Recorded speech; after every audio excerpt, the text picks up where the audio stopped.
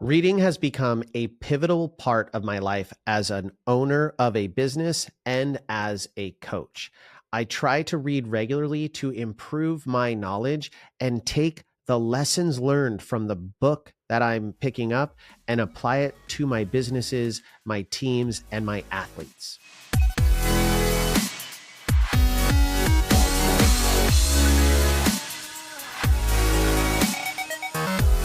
Hello, everyone, and welcome to another episode of the Cheer Biz Podcast. Today, we are doing round 2 of the book Legacy by James Kerr, What the All Blacks Can Teach Us About the Business of Life. This is an amazing book about the winningest team in rugby from New Zealand. It is a phenomenal book, and it helped me reinvent the culture of one of my teams and has helped me continue to reinvent the culture of my teams and my business and prepare for the future. So I want to dive into chapter 2, which is an absolutely inspirational chapter. And when I was reading this book, chapter 2 really spoke to me because this is exactly where my team was. It was in a state of disarray and failure. I knew we needed to make a really big change. And so I'm super excited about this chapter. I'm going to read portions of the chapter to you because I think they have really good relevance. And then I'm going to read certain excerpts and things that I've pulled out of the chapter that I want to talk about. So chapter 2 is titled Adapt, and the subtitle is Go for the Gap. When you're on top of your game, change your game. Somewhere over the Indian Ocean, on a long, disconsolate flight between South Africa and New Zealand, the new All Blacks assistant coach, Wayne Smith, turned to Darren Shand, his team manager, and told him, "We have a dysfunctional team. If it's not fixed, I won't be back." The All Blacks had just lost to South Africa 40-26, finishing last in the annual Tri-Nations tournament.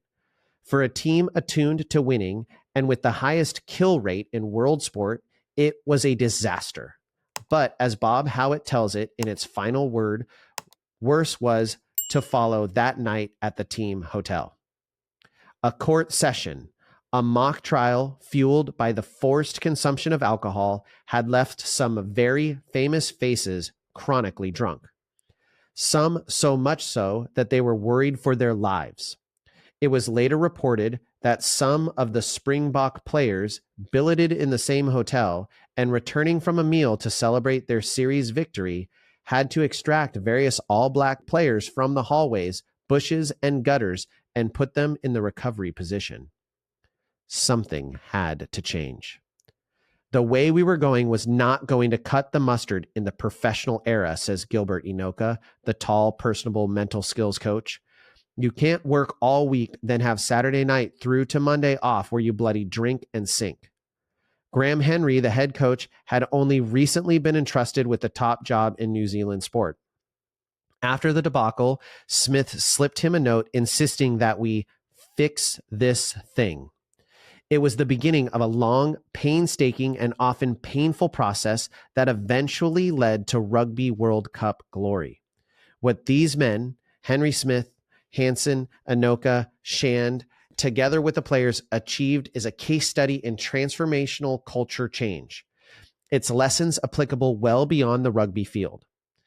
Will Hogg believes that effective organizational change requires 4 key stages. The absence of any one factor, the management consultant says, will inhibit cultural change and often make it impossible. The 4 stages for organizational change. Number 1, a case for change. Number 2, a compelling picture of the future. Number 3, a sustained capability to change. And number 4, a credible plan to execute. So when I read those words, I thought, although the alcohol aside, this is where I was. This was where my team was struggling. We had a huge culture problem. We had been at the top of our game. We had been highly, highly successful. And for some reason, we no longer were seeing the same level of success, and we were embroiled in dysfunction. I remember actually saying something very similar to my co-coach of, we need to fix this thing. Before I started reading the book, I had said something very similar to, If we don't fix this as soon as we get off this plane, I don't know that this team is going to continue to survive, that we're going to exist next year. I think this is going to be a really detrimental thing. And so I really embraced these 4 steps of a case for change, a compelling picture for the future, a sustained capability to change, and a credible plan to execute.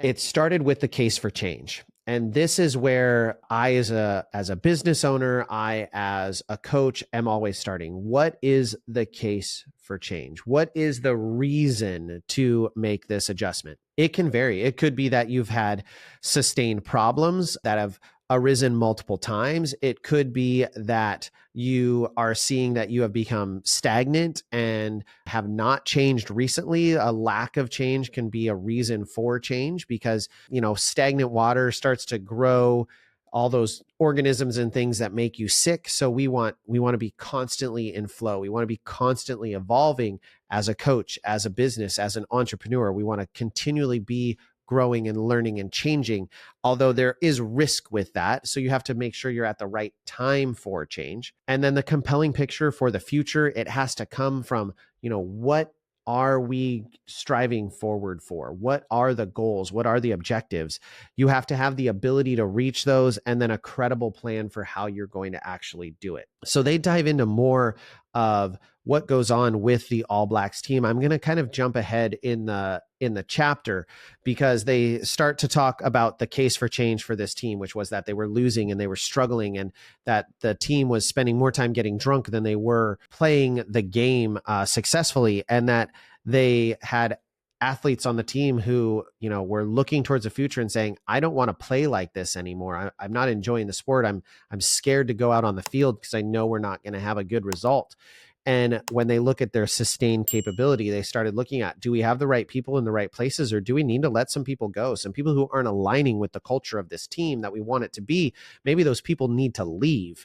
And then the credible plan to execute came from the leadership team. They had to say, this is where we are going and how we are going to get there. One of the anecdotes from this chapter is a winning organization is an environment of personal and professional development in which each individual takes responsibility and shares ownership. And I think that is such a huge piece, especially within our businesses, is for your organization to be successful, everyone has to take personal and professional development seriously and take individual accountability of their specific roles. And if you have people on your team who are not willing to take that accountability for their roles, then they're probably not the right people to be on your team. They're not invested in the culture of your team. They're not invested in what you are trying to accomplish. And it is something that you should be diving into to diagnose and fix, because there should be shared ownership across the board. Like my class coaches, my lowest level class coach should feel investment and ownership in the top level success of the business. And concurrently, I, at the top level of my business, should share responsibility and ownership for the delivery of that very small product within my business, that simple class. I should have some ownership in how that is delivered. And I think that is a really critical piece for business owners and for employees and people who are a part of the business to take accountability and ownership of. This next one is they dive into how things go through a cyclical process of learning, growth, and decline, and that process is ever constant. Our goal is to have our learning phase and our decline phase to be as truncated as humanly possible, or the decline phase to feel essentially non-existent, because we go from learning to growth. The decline almost doesn't exist because we immediately transition into learning and growth, and we continue to learn and grow and learn and grow without becoming stagnant and experiencing the decline. The decline phase, though, typically happens in stages of apathy, where we feel like everything is good and it's like, everything's great. I don't need to change. I don't need to grow. I don't need to do anything. I'm just going to sustain. And in the sustainment, things start to slip. It is comfort. And there is no growth in comfort, and there is only decline in comfort. Just like a body that stops moving and stops exercising and stops pushing itself, starts to get out of shape, the same thing happens within our business. Organizational decline is inevitable unless leaders prepare for change, even when standing at the pinnacle of success. Man, if that one doesn't hit me like a freaking ton of bricks, because we were not at the top. We were not at the pinnacle of success with this team. We'd actually just almost achieved it, and we didn't quite reach it. And then we became complacent because we'd achieved something we hadn't. So for us, it was kind of a pinnacle. And we as leaders got lackadaisical and started to believe our own press that we'd tried to convince them of, yeah, we are one of the best. We are the best. No one can give us a run for our money. And we didn't train like we needed to train and like we trained to get there. And that made us lazy. This hits even harder because this team that I'm talking about, the team that I reinvented, is the team that went and won D2 Summit this last year in that division. We went from this, we were at the top, we were placed second. We were in first on day one and had a drop on day two, placed second. And then the next year was when that decline started. And we declined for that year. And then we reoriented and adjusted. And it took the next year to come out of that and even get close to where we were. We didn't make finals again for the second time, but we were still on the up. But because we had implemented things from this book and cultural changes, we continued to rise. And then the next year was the second place finish. And then the next year was taking the win. And so we went from this top, we had this huge dip that took very little time. It took one season to do the dip and start the rebound in that season. And then it took 2 years to reach the next peak.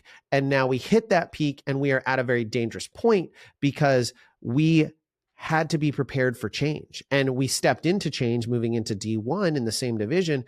So now, as I've explained to my kids, look, we haven't been here before. This is a whole new game. These teams are at the 10th place teams in D1 are at our level winning D2. And that's just a fact. Do I think that the top D2 teams can hang in D1? Yes. But the top 10 of D1 can all hang with each other. So they're all very, very good teams. It's kind of like anyone's given day on the United score sheet. So we had to be ready to change. And we started implementing those changes very quickly. We were even a little bit too lazy. Like we didn't come back from D2 Summit with that on our minds because it was so exciting to have finally accomplished it. We were a little bit lackadaisical. And I think we should have come back even more motivated. Not that I think we're in a bad spot, but we definitely could have gotten there very quickly. We luckily realized within the first 3 weeks of practices, like, oh, we need to change. Like this cannot continue. But if you're not prepared as a leader and you are not thinking ahead to the next changes, at the moment that you're at the top,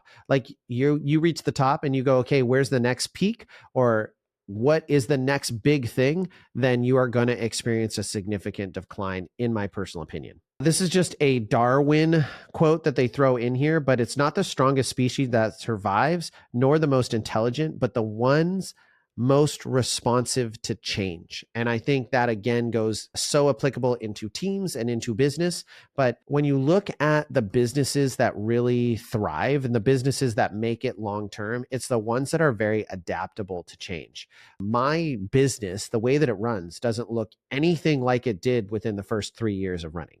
Aside from that, we still offer competitive cheerleading. That's about the only real similarity to when we opened our doors as business owners to now.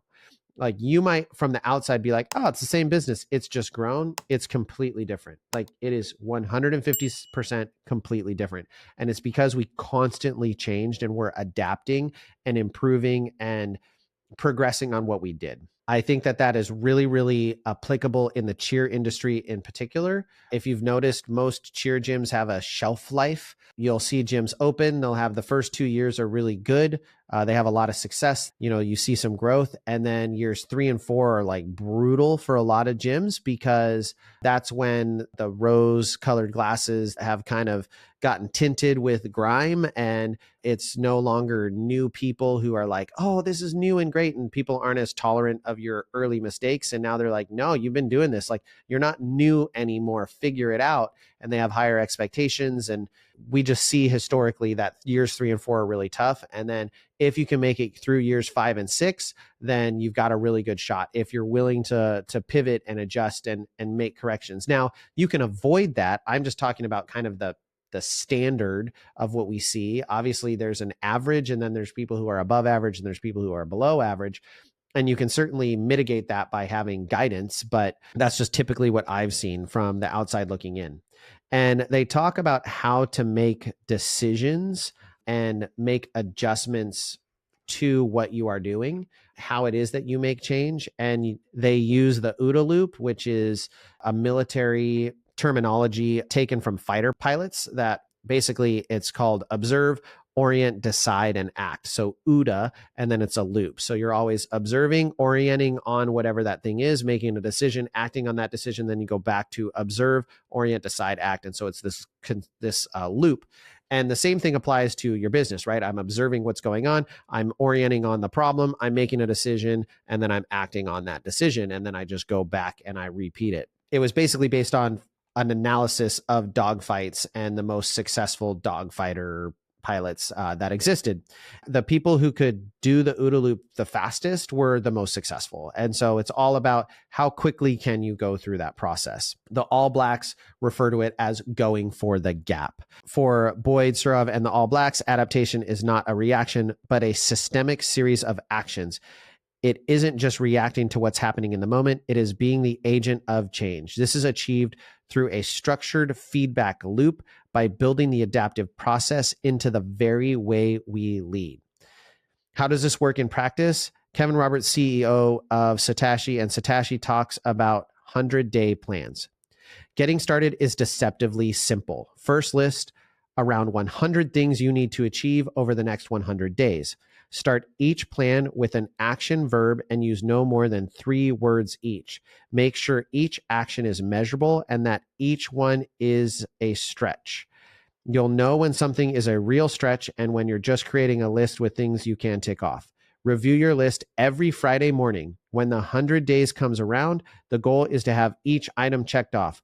All you need to do then is get a sheet of A4 paper and get started.